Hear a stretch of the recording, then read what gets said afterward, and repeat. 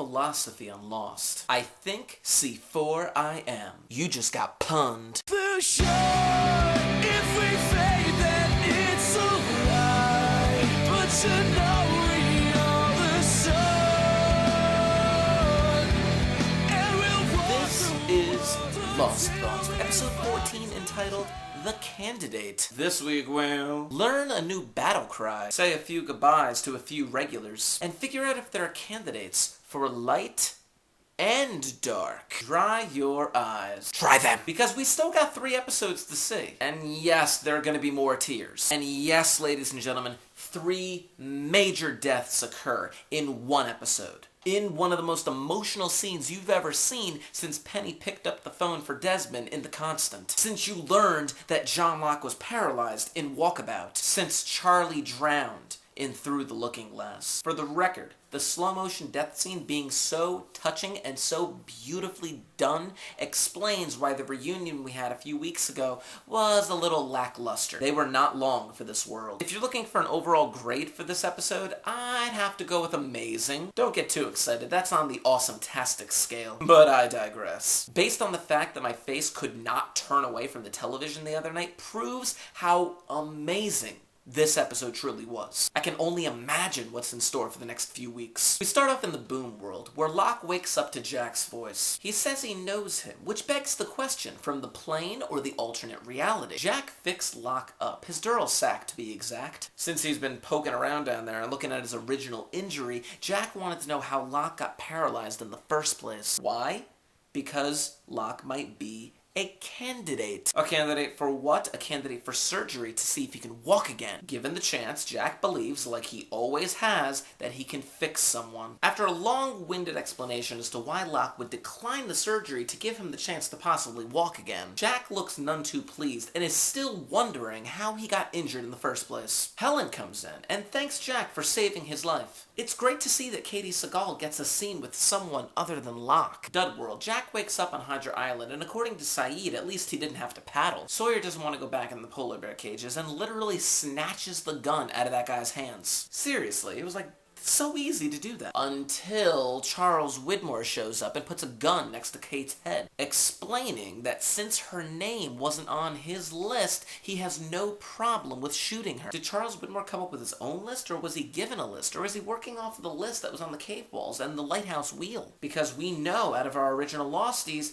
Kate's name was the one that was crossed out. Widmore tries to explain to Sawyer that he's doing this for his own good. Sawyer, of course, doesn't believe him. Boom World, where Jack walks into Bernard's dental office. Jack wants Locke's dental records just to see what happened to him when he first got injured. Bernard remembers Jack from Flight 815. He was flirting with Rose, as if he could resist. Jack is starting to put the pieces together that all these people he's been coming into contact with were on that same flight. But Bernard also knows that he cannot release the records of Locke because of patient confidentiality. But he does remember the name of the other man in the accident, Anthony Cooper. What the heck is going on? Bud World. Nighttime. Sawyer tells Jack what happened. It's just the 3 of them now. Like 3 men and a little lady. Or Full House. Flocke wants to save Sawyer's group from Widmore and explains to Jack the plan of getting his people off the island. But they're not Jack's people, and he doesn't want to leave the island. Flocke says that he wants Jack to convince them to trust him and says that he will kill Jack if he doesn't help them. Does Flocke have the power to kill Jack within the rules? Maybe telling him the truth hasn't been made a rule yet. Back in the polar bear cages, and Sawyer tells Kate about the names on the cave wall. What the heck could Kate have done to get her name crossed off that wall? Jin and Sun have a conversation about Ji-yeon, and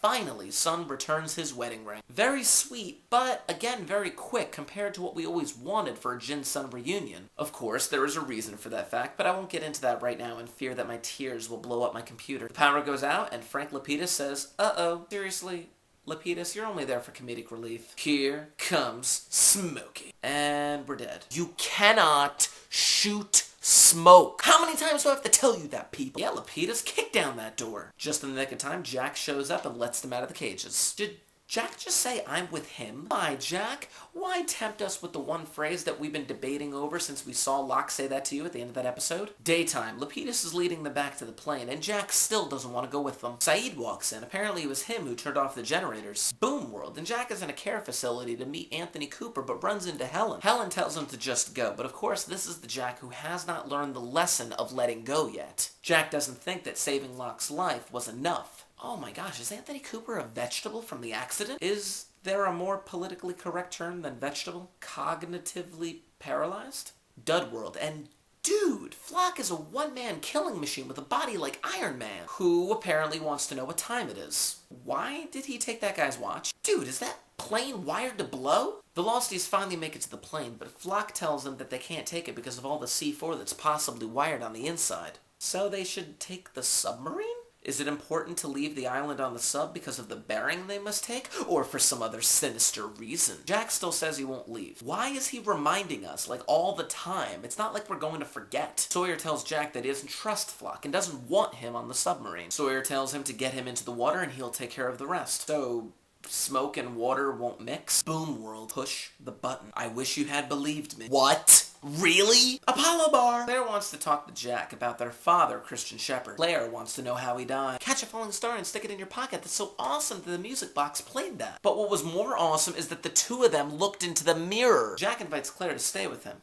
They're family. Dud world. And I love the camera pan of the Losties. It's like the mission that's coming together. I feel like this is the A-team. I love that Sawyer is taking up the leadership position in this. Let's go home. It's like their battle cry, and Sawyer totally believes it's gonna work. They get into the sub and they take positions. The next few minutes are gonna be really insanely fast-paced, so please try to stay with me. Sawyer wants the captain. Nothing personal. Come on, Lapidus. Again, you're only there for comedic relief. Jack knocks Flocke into the water. Kate got shot. I honestly yelled out yes. Flocke gets out of the water and he's on a rampage. Jack is on the sub. Maybe he can't get off. Sawyer closes the hatch and he has to leave Claire. It was either her or no one. Trust me, you don't want to be on that sub. Oh my gosh, the C4 is in Jack's backpack. You've got less than 4 minutes before the C4 blows. They all did exactly what Flocke wanted them to do. Anyone notice the first aid kit that was next to the Lapidus' head? I mean, isn't that what Jack needed to kind of stitch up Kate? They don't have enough time to raise the submarine, and Saeed could disarm the bomb. But Jack has the faith that if they try to disarm the bomb, they're gonna die, and if they leave it alone, they'll survive. This is just like the stick of dynamite on the Black Rock. Jack knows that Flocke can't leave the island until they're all dead, so they couldn't all just get on the plane and then blow up because someone might have had the chance of escaping. Whereas on the submarine, underwater, there is a minimal chance of survival. Sawyer tries to disarm it, and the timer starts to go faster. What are they gonna do? Saeed tells Jack where Desmond is. It's going to be you, Jack. Maybe Desmond told Saeed about the candidates? Then he runs. Saeed is sacrificing himself. Wait, what? Boom! Sun is trapped. They have to go after Saeed. There is no Saeed. Oh my gosh, the sub is sinking to the bottom of the ocean. This is Titanic Lost style. Sun is telling Jin to go. Sawyer's knocked out. Jin's looking like he's gonna sacrifice himself to save Sun. This entire scene is insane. Sun is willing to sacrifice herself, tells him to leave, but Jin won't go. Seriously, at what point do either of them think about their daughter, Ji-yeon? And then they start to play the music. Let's slow it down. After the most insane 10 minutes in Lost history, Jin and Sun are gone. They're gone in the soft melodic music and the slow drifting away of hands that can only signify a drowning. Boom world. Locke is being wheeled out of the hospital, and Jin walks by. Why are they taunting us with Jin in the background of a scene after we just saw him die? Jack walks up, still wanting to know why Locke is in that wheelchair. He was in a plane crash, just got his pilot's license, and he wanted his father to be his first passenger. Wasn't it Jack in season 1 who had some flying lessons and then decided it wasn't for him? Locke asked his father to trust him, and now he blames himself for where his father is. So Jack says,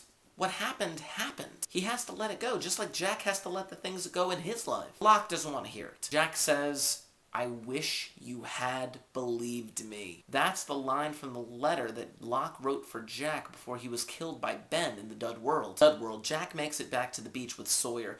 Kate and Hurley make it as well. Jack tells them about Jin and Sun. And honestly, it's a fitting tribute to have Kate and Hurley break down just to hear the news that Jin and Sun didn't make it. What about Saeed? Jack is about to lose it. He doesn't know what to do, standing in the water, staring out at the ocean. I'm reminded of that moment when Locke was banging on the hatch door back in season 1 before Desmond turned on the light to give Locke some hope. Flocke knows that the sub has sunk, and he knows that they aren't all dead. Why? Because he can't leave the island yet. He has to finish what he started. After all of this, the death, the submarine, the tears, the awesome one-liners, the revelations in the boom world, I have one question. What happened to Frank Lapidus? He got hit by that door, but we never truly saw him die. I mean, although his death might have been more of an afterthought in comparison to Sun, Jin, and Saeed. But man, at least mention it. This episode was revealing and, dare I say, plot advancing. By limiting the number of main characters closer to the end, it's like a reality show that limits their contestants before they crown a grand champion. Now the camera will be focused on less people, thus giving us a deliberate way to see their stories. What it comes down to, based on what Saeed said before he artsed himself, is that it may all come down to Jack. He was the first one that we saw in season 1. He is the one who has come full circle from a man of science to a man of faith. And he is now the man who is willing to take the side of the island, even in the most dramatic of circumstances. Message board chatter. A lot of people have been mentioning this, but what happened to Charlie's drive shaft ring? Sun had it in her possession, and now she's at the bottom of the ocean in a submarine. A lot of people have also been talking about the fact that there could be 2 final candidates. One light, one dark.